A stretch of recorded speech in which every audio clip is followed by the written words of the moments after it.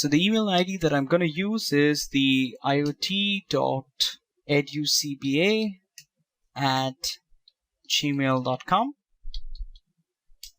and of course I'm going to put my own password. So this is my account, iot.educba@gmail.com, and I'm going to put my password, which is going to be, I'm going to put in PWD. Of course, I'm not going to say it out loud. Right. Okay, so I put my password out there. I save that up, and I'm going to use this. So email pwd.py, the ID and password, I'm going to use it in my file. So I'm going to close this email pwd.py, and I'm going to say from email pwd import what? Import email underscore ID comma pwd. So I'm importing these two things from my email ID and password, right? So I import these two things from email pwd, that is from this Python file, from this Python module. I'm importing these two things, and I need to log in out here. When I log in, I need to say the email ID that I've mentioned. I need to log in there with the password which I've got. So that password I will mention out here. So I log in with my email ID and password. Have a look back into the documentation. So documentation is out here. So smtp.login, user and password. So if there is an error, you might have to take it into an exception. So we're going to take that into an exception. So you can say, so each of these steps you can say try and .elo and except some error that can come out there. So we can just have a look at what is the error that comes up when there is an error. So for elo, the error that can come is, okay, so you can just say if they have not mentioned the error that has come. Okay, so maybe there's no, all right, so you can just say whatever is the you can say except runtime error. You can just say that. So if there is an error that covers all the errors, you can just print whatever is the error, right? So you can just print the error for now, or you can just say print initial error and initial pinging error. So that's about this. And let's try the login too. If it doesn't happen, so it should accept let's say if the authorization was wrong, it should tell me that the authorization was wrong. So SMTP authentication error. So it did not accept the password combination. So accept this particular error. What should happen? I should print username or password that you typed is wrong. So I need to mention that very clearly. Okay, and let's say, okay, so these are the two things that you need to log in.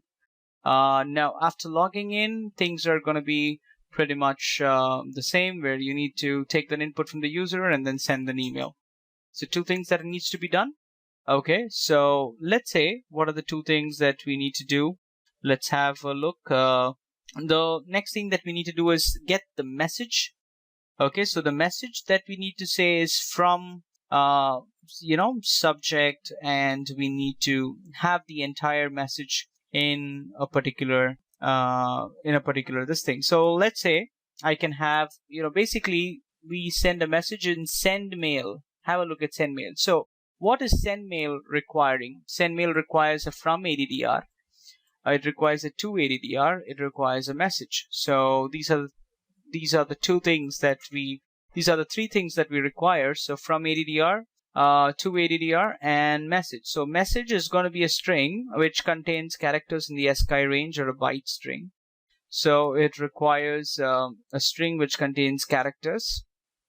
And what all are the things that you can give in a message? So the things that we can say in this particular message, in send mail, in message are going to be multiple things that you can send. So first of all, the message that you can send will require a from, it will require subject, it will require to, and let's say the content, right? So these are multiple things that you can send in a message, correct? So let's say I'm going to let me define a message variable. Now this message variable needs to be created based on whatever the message that the user input gives, right? So basically the user input is going to work when the button 1 is pressed. So let's say I press button 1, user input is going to be called. I need to tell the user, input,